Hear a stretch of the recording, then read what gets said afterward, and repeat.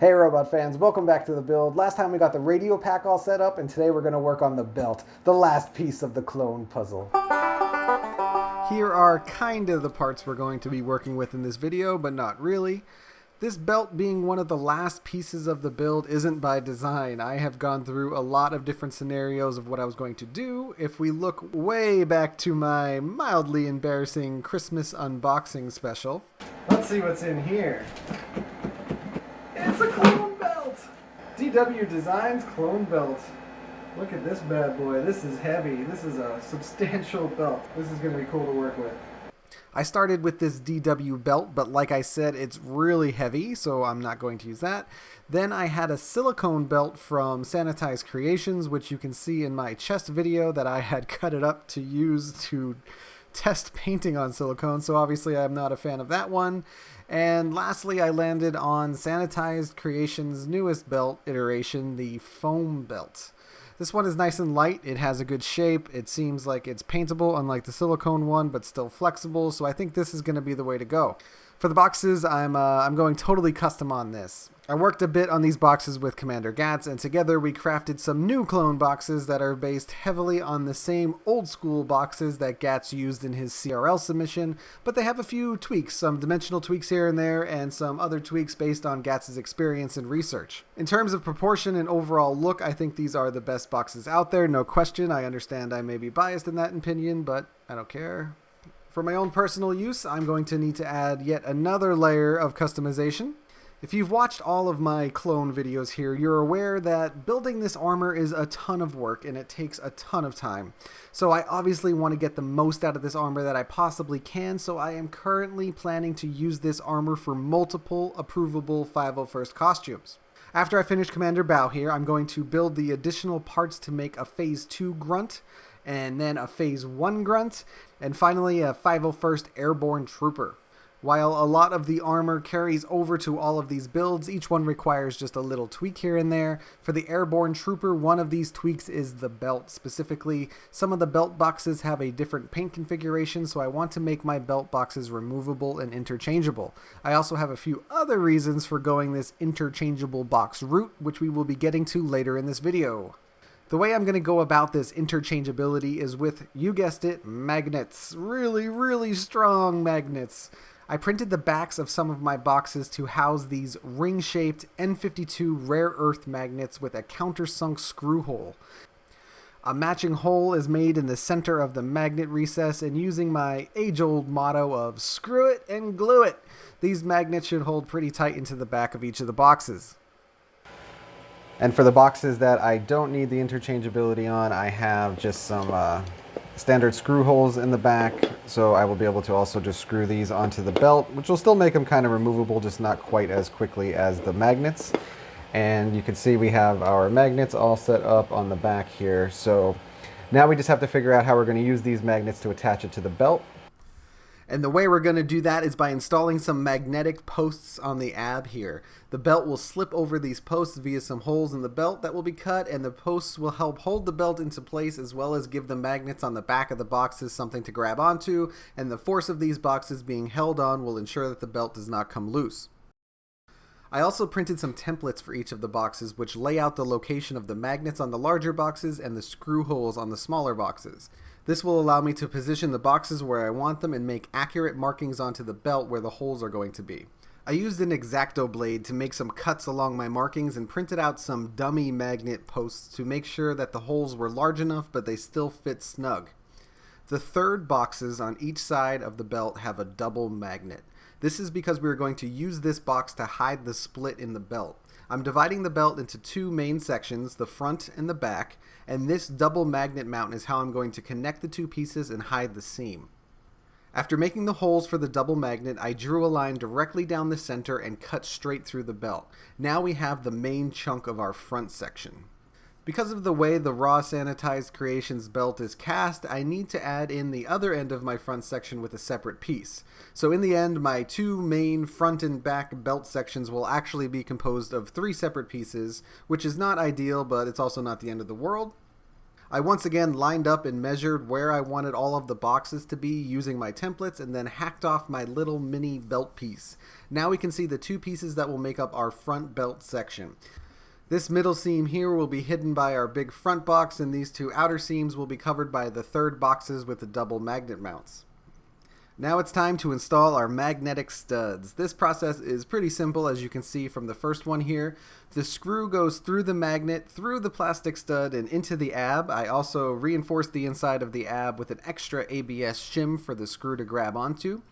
To line these studs up where I need them to be, I put the plastic portion of the stud into the belt hole, put my drill bit through the printed screw hole, and drill right through the ab piece. This ensures the hole is right where I want it to be. Then I add some ABS sludge to the ab and the plastic stud and screw it and glue it. Some of the studs like this one I decided not to add magnets to. The pull force of these N52 magnets is pretty extreme, and sometimes it's a little bit too much, so I'm just going to use some of these as positioning studs for the belt. Then I just continued right on down the line, installing all 6 studs for the front of the belt. You can see here how our little tiny belt piece will just be completing this section between the first and the third boxes. Next is the back section. The back section of the belt will just be one long continuous piece that runs from the back magnet of the third box on one side to the back magnet of the third box on the other side, which at this point is pretty easy to measure and fit onto these magnetic studs. The back piece of the belt also has a ribbed section that needs to be installed. I marked where the kidney plate hits each side of the belt to give myself a good reference point of where the center of the back is. I then lined up that ribbed section on the belt to be centered on these lines. So we got 4 main parts left for this build, and 3 of them are very intertwined with this belt. So I'm working on all of these pieces at once, which is great for me because I'm making a lot of progress, but it's going to start to affect the sequence of events in these videos. So if we look at that last shot, for example, in the background you can see a fully formed thermal detonator, but the thermal detonators are actually going to be the subject of the next video, and we're going to be running into this a lot, this kind of Pulp Fiction Reservoir Dogs moving in and out of the timeline effect happening, where in this part you're going to see something that we haven't built yet fully done, and then later on you're going to see things that we've already completed, not done yet, and you know, John Travolta just got shot by Bruce Willis, but now John Travolta's having lunch with Samuel L. Jackson. It's madness. It's crazy. So in order to clear up all of that confusion, I've created this Quentin Tarantino deco to let you know that there is something on the screen that is out of the normal timeline, and I don't have to keep addressing it by saying, oh, we haven't gotten to this yet, or oh, this will be coming up in a couple videos. We'll know that when we see the soothing face of Quentin Tarantino, that something in the video is a little out of the timeline, but it's all okay, and we'll get there eventually. Back to the build. I decided not to permanently glue this rib section down quite yet. I'm going to wait until after I install the thermal detonator just to make sure that things still line up after all of these holes are drilled. The back of the thermal detonator has these 2 holes in it for mounting, so I printed yet another matching template, which is slowly becoming the theme of this belt build. I lined this template up centered between the markings I made on the belt and drilled some holes straight through both foam sections. The mounting point for the detonator is actually going to be the kidney plate, so I need to drill matching holes through the plate. When you buy really strong magnets from K&J Magnetics, they separate the magnets with these little plastic discs. The hole in these happen to be the exact size I need, so I'm going to use them to reinforce the hole I drilled in the kidney plate to ease up on some of the wear and tear here. And it wouldn't be a Patchbots build video if I didn't rip something off directly from Commander Gatz, and this detonator mount will be exactly that. Gatz told me about this awesome little piece of hardware that I never even knew existed called a clevis pin. It's basically a metal shaft with a flanged top and a bunch of little holes in it. It's paired with these retainer clips that slip in to make a kind of a temporary nut. Then when you want to release whatever is being held, you just pull out the pin and slide it out. Genius. This will make taking the det on and off super easy. Thank you yet again, Gatz. With our clevis pins installed, it's just a matter of sliding the detonator on top. Turns out I underestimated the length of these retainer pins, and I had to bend them a bit just to get them to fit inside the detonator. Oh well, they still work. With all of these mounts tested and working, I went ahead and glued the ribbing down onto the back of the belt. I didn't glue the full length, I just glued the ends. This way, when the curvature changes, it has the ability to flex and move along with it. I did make sure to prop it up on a roll of paper towels while gluing it to mimic the slight curve it'll be in most of the time. With all this belt stuff done, the belt is ready for paint. Now, while all of this was happening, I had already gone through the finishing and painting process on the belt boxes, only to confirm a sneaking suspicion I had been having the entire time. These flat-backed boxes aren't lining up super well with my curved belt and armor. They are hanging pretty wildly off of the edges and look a little bit ridiculous. So I'm not going to go into a ton of detail here about what I did, but suffice it to say I had to go in and individually remeasure and reprint all of the boxes on a case-by-case basis. Each had its own unique issues, whether it was the curvature of the back or how it mounts or both, so I basically just made new 3D models for everything, making sure that they fit the exact position on the belt that they were going to be in. Along those same lines, I discovered that simply screwing the small box onto the belt is all well and good, but it doesn't help me address the coming issue of the pistol holsters that will need to fit behind them. Here you can see my new 2-piece small box, the leather strap that will hold my pistol holster, and the small piece of my front belt section.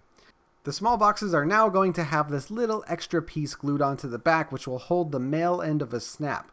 That will just glue onto the back of the box. It doesn't really add any new geometry to the back of the box. I just printed this little section separate to allow myself to install the snap.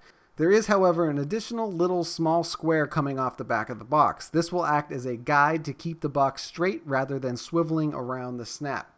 I drew out some cut lines for the small section of the belt to make sure everything is centered and placed as it should be. Over here you can see a previous attempt at this setup. This entire idea went through a few iterations, but I think we finally got it. I made my cuts into the belt through the foam. I also carved out enough of the back of the belt to allow the holster strap to rest comfortably behind without pushing the belt forward. And with everything cut and carved out, you can see we have the holster strap in the small box held into place via the snap. Okay, now for real, these belts are ready for paint. I sprayed down some white and really light coats using C.R.L Fusion for plastics. I know Plastidip is the go-to for most people on this, and I'll probably end up repainting this belt a few times, but my tests with the C.R.L went really well, and the white will match the white of my armor way more than the Plastidip white would, so I'm going to go for it with the C.R.L and see what happens. The problem with the foam is that there are some little bumps and holes throughout the belt, and on the rib section there is definitely some carnage. There are a lot of high spots that I was able to take off with some clippers, but it left some really rough areas. Most of this will be hidden with weathering, but I also want to take the time to go in and do some manual painting to cover some of this up. I took some white acrylic on that ribbed section and just covered up the areas and the holes as best as I could. Now onto the weathering. You know this routine by now. I started with some dry brushing, really trying to get the edges of the belt dirtied up and making some extra vignetting. Then it was on to my GAT style lines and blast marks, which I also used to emphasize the outlines of the belt. This is how it looks on the C.R.L, and it looks really good, so I decided to try to mimic that as best as I could.